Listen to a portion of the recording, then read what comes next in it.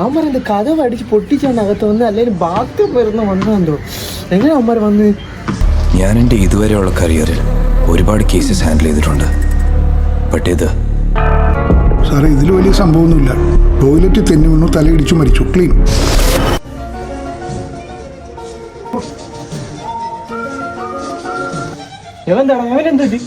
അത് ഒരു സിനിമ കണ്ടിട്ട് ഹാങ് ഓവറാണ്, മറന്നില്ല. അത്രയും ഫിലിം കണ്ട് ഹാങ് ഓവറാണ്. ഓ അത് ഞാൻ സിനിമ അത് കാണണമല്ലോ. അത് ഒരു പുതിയ സിനിമ കോളം എന്ന് പറഞ്ഞ. ഓ എല്ലാരും കാണേണ്ട ഒരു മസ്റ്റ് മൂവിയാണ്. കിടിലാണ്. ഓ എന്റെ റേറ്റിംഗ് എന്ന് പറഞ്ഞാൽ 5 to 5 ആണ്.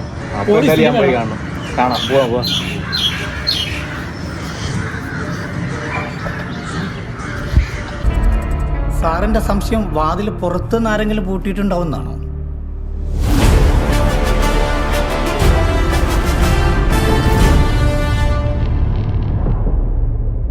അപ്പൊ നമ്മൾ ഇന്ന് സംസാരിക്കാൻ പോകുന്നത് ഗോളം എന്ന് പറയുന്ന മൂവിനെ പറ്റിയാണ്. രഞ്ജിത്ത് സജീവാണ് പ്രധാന കഥാപാത്രമായിട്ട് ഈ മൂവിയിൽ അവതരിപ്പിച്ചിരിക്കുന്നത്.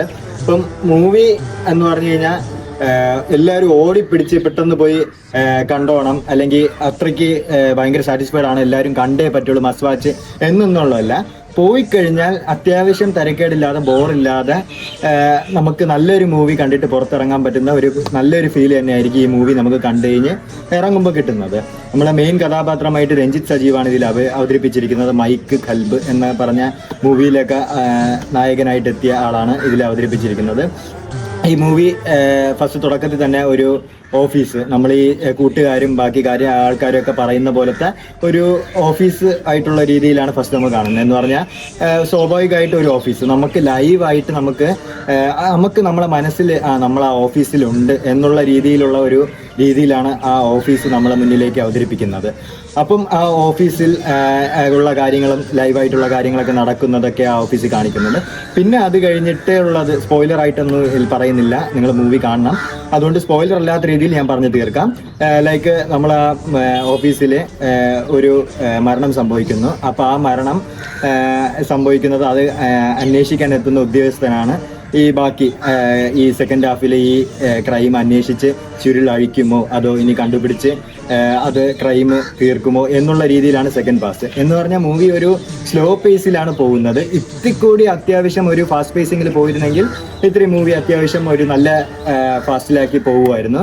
അപ്പോൾ അത് മാത്രമേ ഉള്ളൂ. അത് വലിയൊരു പോരായ്മയായിട്ട് നമുക്ക് കാണാൻ പറ്റത്തില്ല. അല്ലെങ്കിൽ നമുക്ക് തിയേറ്ററിൽ പോയിരുന്ന സമയം നോക്കിയോ അല്ലെങ്കിൽ എപ്പോൾ തീരുമെന്ന് ആലോചിച്ചോ അങ്ങനത്തെ ഒരു തൃപ്തികരമായിട്ടുള്ള കാര്യങ്ങളൊന്നുമില്ല.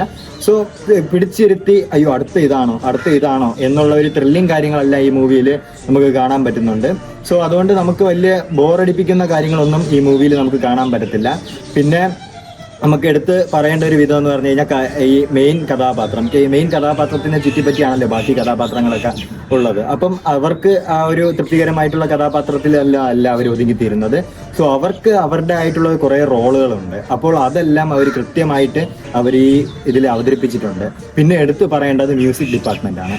അവർ നല്ല രീതിയിൽ നല്ല കിടിലമായിട്ട് ഈ മൂവിക്ക് ഒരു ജീവൻ കൊടുത്തിട്ടുണ്ട്. എന്ന് പറഞ്ഞാൽ ഈ മൂവിയുടെ ആ ഒരു മ്യൂസിക്കും കാര്യങ്ങളിലെല്ലാം നല്ലപോലെ കാര്യങ്ങൾ വർക്കൗട്ട് ചെയ്തിട്ടുണ്ട്.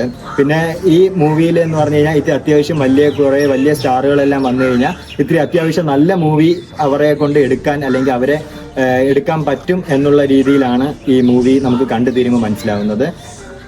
മസ്റ്റ് വാച്ച് എന്ന് പറയുന്നതിലുപരി എല്ലാവരും കണ്ടിരിക്കേണ്ട ഒരു മൂവി തന്നെയാണ്. സോ ആരെയും നിരാശപ്പെടുത്തുന്ന ഒരു മൂവിയൊന്നല്ല, പക്ഷെ എല്ലാവരും കാണേണ്ട ഒരു മൂവിയാണ്. അതിലുപരി എല്ലാവരും മനസ്സറിഞ്ഞ് പ്രോത്സാഹിപ്പിക്കേണ്ട ഒരു മൂവി തന്നെയാണ് ഗോളം. So it's a nice good movie.